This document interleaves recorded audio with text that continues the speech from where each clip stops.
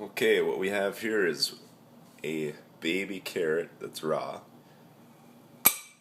Cut it in half. Spin it so the ends are facing each other. And place it in the microwave.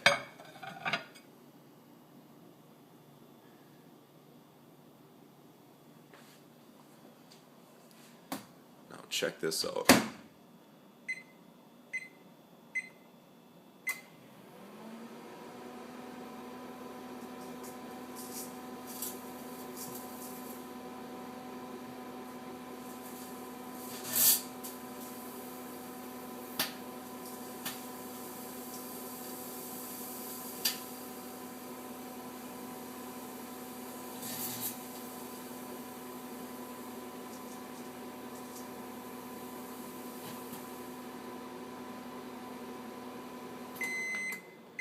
Pretty cool, huh?